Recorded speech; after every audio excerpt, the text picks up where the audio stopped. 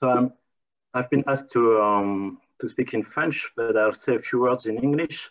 So my main point is that it's not really possible to experiment a universal basic income in developed countries. There are a lot of limits, and I say three limits are first that an experiment is transitory, whereas a basic income is supposed to be permanent, long-term. The second limit is that a basic income is supposed to be financed, and we cannot experiment a tax on income. We can experiment benefits, but we cannot experiment a tax. And a third point is that the universal basic income is universal, and experiments are only made on a small group, and this poses problem, as I will say in French. Donc, je passe en français. Donc, je vais parler des expériences contrôlées, de savoir s'il est possible de faire une expérience contrôlée du revenu universel. On a parlé d'expérience en Finlande. Ce n'était pas une expérience de revenu universel, je vais vous dire pourquoi. On a parlé d'une expérience aussi en Allemagne de Mein Grundeinkommen. Et ce n'est pas une expérience contrôlée. Les deux, je pense, ne peuvent pas vraiment nous donner beaucoup d'éléments sur ce que qu'aurait comme impact un revenu universel s'il était mis en place dans un pays développé, notamment en Europe. Donc, il y a beaucoup d'engouement par rapport aux expériences contrôlées, comme le montre le prix Nobel attribué à Esther Duflo et Barnagi pour leurs études en économie du développement. Donc, ces études-là qu'ils ont menées en Inde, en Afrique, en fait, sont inspirées de ce qui se pratique en médecine. C'est-à-dire que vous avez tous suivi les essais randomisés en double aveugle de l'hydroxychloroquine, du remdesivir, des corticoïdes. Et donc, on a pu répondre à des questions importantes pour le traitement du Covid grâce à ces essais randomisés en double aveugle. Et comment est-ce qu'on l'a fait? On a pris un groupe de traitement qu'on a tiré au sort, un groupe de contrôle, qui est les personnes qui n'ont pas été tirées au sort. Et puis, à certaines personnes, on a donné un traitement, à d'autres un autre, et puis à d'autres personnes, on n'a rien donné. Et puis, on a regardé l'impact que ça avait, par exemple, en termes de mortalité, et on a conclu que la différence d'impact, c'était l'impact causal du traitement.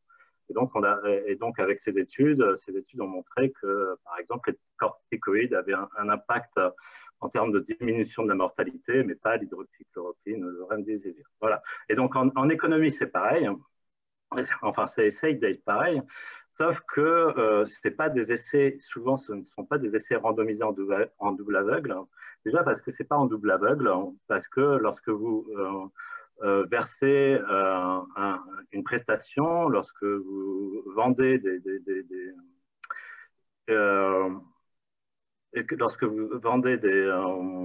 lorsque vous versez un salaire à un professeur, bah, il le sait.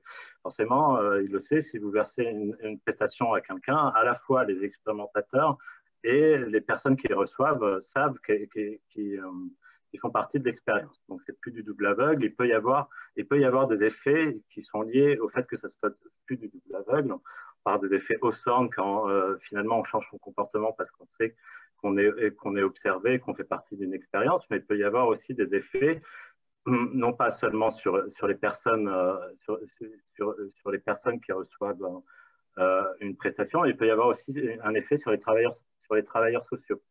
Par exemple, j'ai étudié en France l'expérimentation du RSA, du revenu de solidarité active, qui a été mis en place finalement en 2008, qui par rapport au RMI, est un complément de revenu pour travailleurs pauvres. Et ben, dans les départements où cette expérimentation a été mise en place, il y avait une volonté à la fois de l'administration, des travailleurs sociaux, des politiques, pour faire en sorte que ça marche. Donc, sans avoir une mauvaise intention, hein, mais l'idée, c'était quand même que les personnes qui étaient dans ces secteurs-là, qui étaient hors emploi, retrouvent un emploi. Donc c'était avec toutes les bonnes intentions, mais ça peut changer, ça peut avoir un impact, effectivement, ça peut avoir un impact sur la mesure sur ce qu'on mesure, c'est-à-dire, en l'occurrence, on essayait de mesurer l'impact sur l'emploi de donner un complément pour travailleurs pauvres. Et donc c'est pas en double aveugle, ce qui peut avoir un impact, et c'est souvent pas randomisé non plus. En tout cas, on peut pas, par exemple, si on prend les travaux d'Esther Duflo et Barnagi, ils ont beaucoup travaillé sur la pédagogie, les établissements, l'éducation. Et ben, ce qu'ils ont fait, c'est par exemple se demander si acheter des ordinateurs pour mettre dans des salles de classe avait un impact positif. Et ça, ils le font au niveau de l'établissement entier. Et donc, c'est plus des individus qu'on tire au sort, c'est un établissement. L'établissement, c'est plus difficile de tirer au sort des établissements. Les individus, on peut en tirer 1000 au sort. On peut en tirer 1000 au sort. Et donc, on va avoir quelque chose de représentatif, mais des établissements, ça va être plus compliqué. Donc, le fait de les tirer au sort ne va pas forcément faire en sorte que ça soit complètement représentatif si l'échantillon d'établissements qu'on a n'est pas assez important. Donc voilà, il y a une. Comme je disais, Duflo et Barnagi ont eu ce prix Nobel-là. Et en fait, il y a une controverse sur les expériences contrôlées. Je voudrais parler de cette controverse un petit peu avant de parler du fait que le revenu universel puisse être expérimenté ou non. Et donc, ce que disent Duflo et Barnagi, c'est que ces méthodes permettent de répondre à des questions précises. Est-ce qu'il faut vendre ou donner des moustiquaires? Quel est le prix? Donc, finalement, ils ont découvert qu'il valait mieux les vendre que les donner. Et puis, il y a un prix optimal auquel ils les donnent. Et en faisant assez d'expérimentation, ils peuvent trouver le prix optimal auquel vendre les moustiquaires. Pareil, est-ce qu'il vaut mieux mettre des ordinateurs dans les écoles ou mieux payer les professeurs? Est-ce qu'il faut mieux ouvrir l'accès au microcrédit? Enfin, il y a plein de questions qu'on peut poser comme ça. Par contre, les critiques soulèvent 3 problèmes. Alors, il y a un problème qui peut être de validité interne. Donc, la validité interne, on parle de validité interne pour que l'expérience soit valide, soit valide au niveau interne. Il faut que ce que l'on mesure, ce soit l'effet du traitement. C'est-à-dire qu'il faut que le groupe de traitement ne réagisse qu'au traitement, donc on ne donne que le traitement au groupe de traitement et que l'on ne le donne pas et que le groupe de contrôle ne réagisse pas, lui, au traitement. Alors ça peut être compliqué. Dans une salle de classe, finalement, c'est facile parce que la salle de classe, c'est un univers clos et facilement contrôlé. Si on regarde des aspects qui vont nous intéresser à nous, c'est des aspects sur le marché du travail. C'est-à-dire, est-ce que ça a un impact sur l'emploi ou est-ce que ça a un impact sur les salaires? Alors là, c'est plus compliqué parce que traiter quelqu'un sur le marché du travail, si moi je change mon comportement sur le marché du travail, ça peut avoir un impact sur mon voisin. Par exemple, si on me donne un revenu universel très généreux et que je me dis je vais arrêter de travailler, mon voisin, ce travail-là, finalement, il se retrouve sur le marché du travail et mon voisin va peut-être prendre cet emploi. Ou peut-être que le revenu universel, je vais en profiter pour monter une société. Donc je vais profiter des, disons, 500 ou 1000 euros de revenu universel que je touche chez moi pour monter mon entreprise et je vais la monter avec mon voisin. Donc lui aussi, il va être impacté, qui était chômeur longue durée et donc qui ne va plus être chômeur longue durée, qui va devenir entrepreneur. Et donc le fait de me traiter moi, ça peut avoir un impact ou positif ou négatif sur mon voisin. Donc ça, c'est ce qu'on appelle des problèmes d'équilibre, ce qu'on appelle en économie, un problème d'équilibre général. Donc s'il y a un équilibre général, traiter juste une partie de la population, on ne va pas avoir l'impact que si on traite toute la population entière parce qu'il y a des externalités, des questions d'équilibre. Donc ça, c'est une première critique qu'on peut faire à l'expérimentation, ça peut être des problèmes de validité interne. Deuxième critique, problème de validité externe, c'est-à-dire est-ce que la politique que j'ai mesurée dans tel ou tel village, par exemple tel village africain, est-ce que c'est reproductible en ville? Est-ce que c'est reproductible dans les pays occidentaux? Est-ce que c'est reproductible dans les pays occidentaux? Donc, dans quelle mesure est-ce que ce que je viens de mesurer, est-ce que ce que je viens d'estimer, de mesurer, est vrai en général, ou est-ce que c'est vrai juste localement pour les personnes sur lesquelles j'ai expérimenté? Donc ça, c'est le problème de validité externe. Et le troisième problème, c'est le problème de la pertinence. Parce qu'en fait, on expérimente que ce qu'on peut expérimenter. Et il y a beaucoup de choses qu'on ne peut pas expérimenter. On ne peut pas expérimenter une réforme agraire, on ne va pas expérimenter une réforme de la Constitution, on ne va pas expérimenter la proportionnelle. Toutes ces choses-là peuvent avoir des effets en termes de développement ou en termes de croissance, de répartition de l'emploi. Donc, il y a beaucoup de choses qu'on ne peut pas expérimenter. On n'a pas expérimenté la sécurité sociale. On ne peut pas expérimenter une réforme de retraite. Et donc, une des critiques, c'est de dire l'expérimentation, ça met la lumière sur ce qu'on peut faire, sur ces micro-problèmes. Mais les problèmes sont plus généraux et plus macroéconomiques, finalement. Et on ne peut pas expérimenter au niveau macroéconomique ou sociétal ou institutionnel. Donc, par exemple, en développement, ça peut être la réforme agraire, la qualité des institutions, ça peut.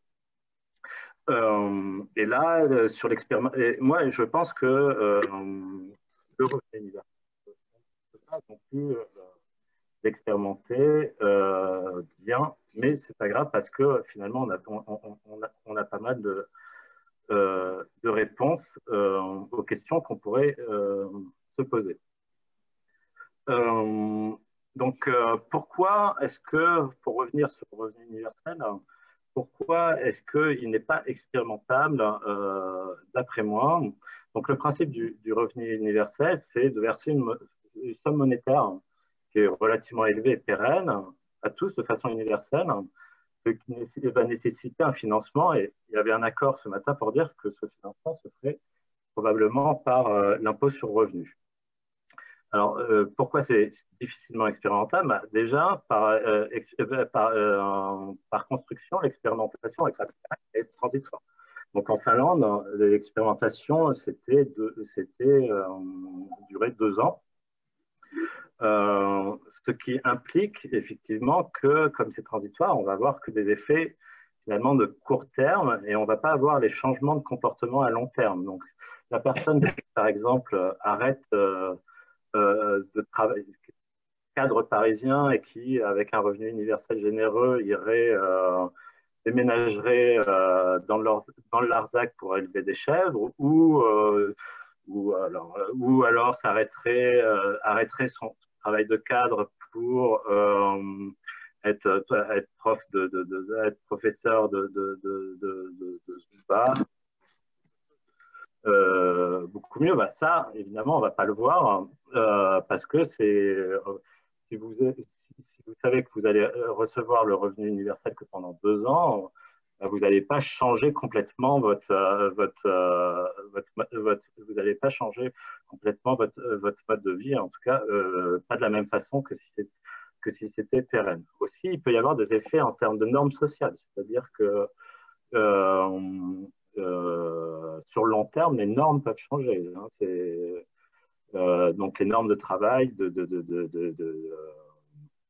pour les femmes ou pour les hommes peuvent changer. Et donc, s'il y a suffisamment de personnes, par exemple, qui arrêtent de travailler ou qui travaillent à mi-temps, ça peut avoir un effet sur la norme d'emploi. Aujourd'hui, il y a une norme d'emploi à plein temps pour les hommes. Comme je disais, Mais s'il y a un certain nombre de personnes qui choisissent s'il y a un certain nombre de personnes qui choisissent de réduire leur travail, ça peut changer la norme et je peux, à moyen terme, à long terme, changer mon désir de travailler à plein temps, par exemple. Alors, deuxième problème, donc ça, c'est un problème qui évidemment et c'est un problème qui a toujours lieu dans les expérimentations. Et donc, il y a le problème des normes de court terme, mais au contraire, il peut y avoir aussi un effet solde.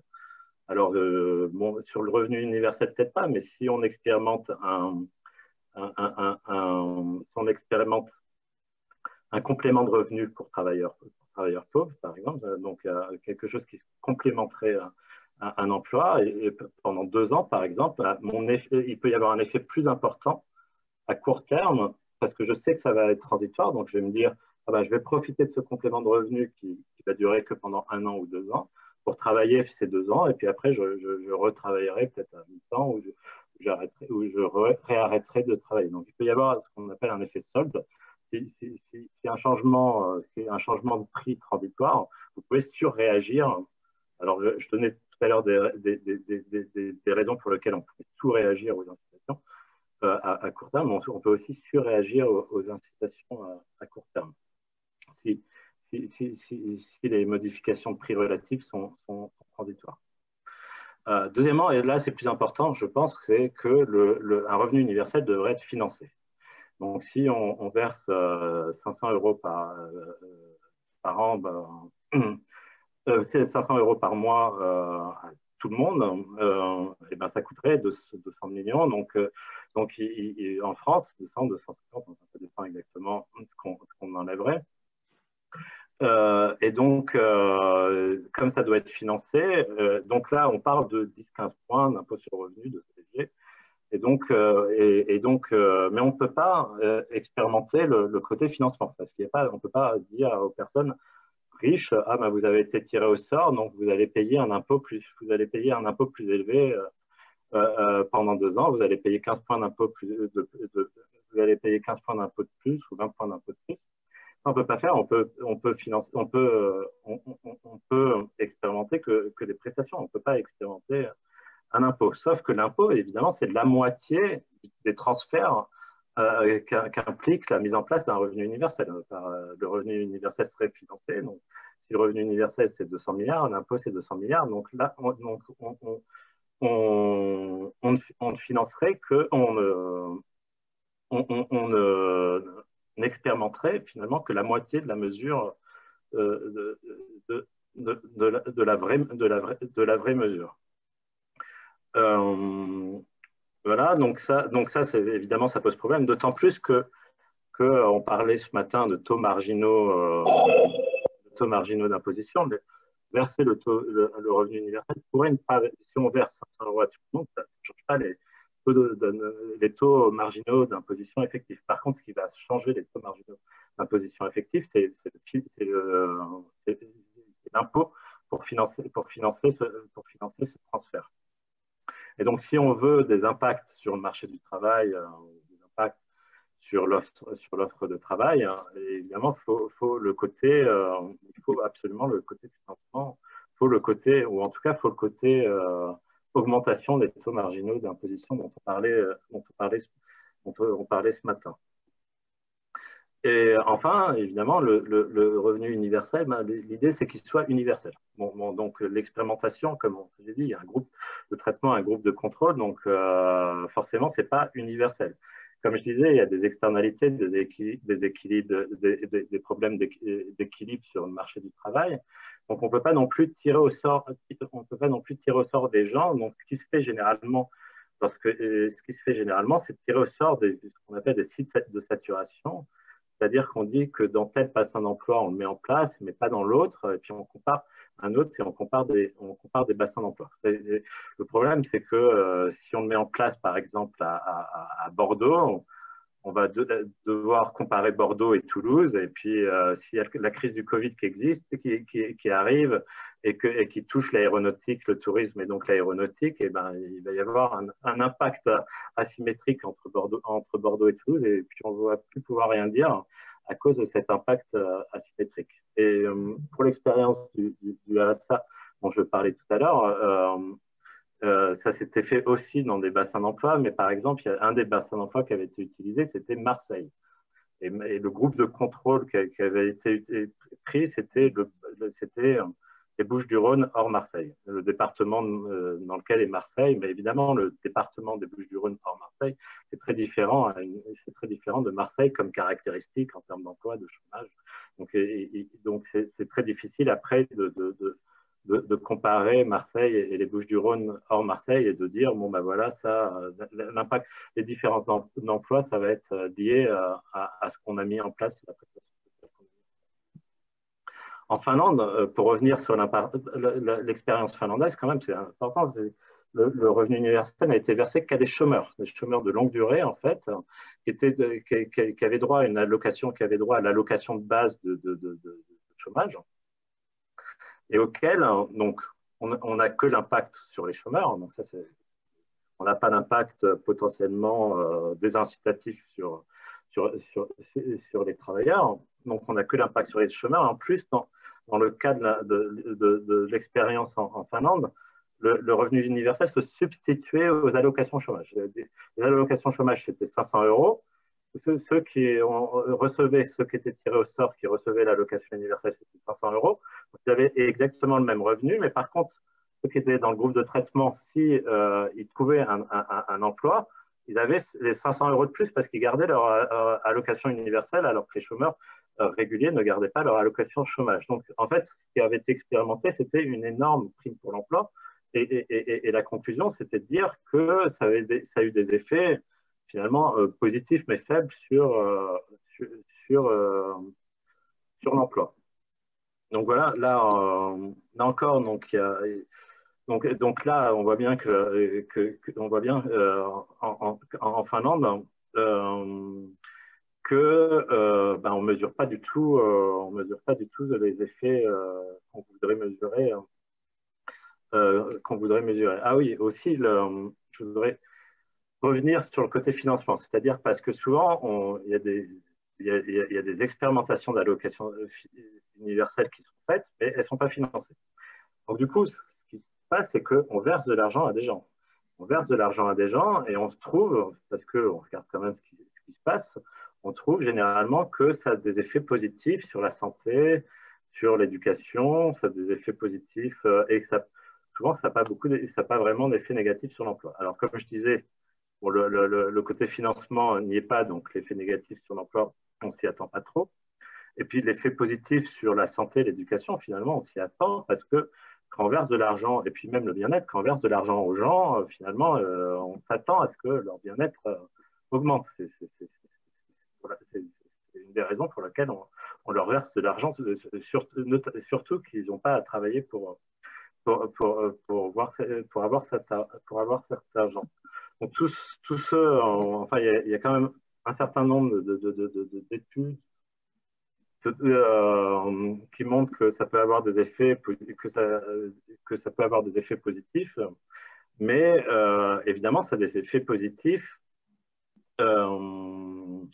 L'effet positif, finalement, c'est quelque chose qu'on connaît déjà, sauf si on croit à Easterlink, finalement, au bout d'un certain temps, l'argent ne fait pas le bonheur, mais c'est-à-dire que le revenu, surtout pour des personnes pauvres, augmente le bien-être et a des effets positifs en termes d'éducation, de santé.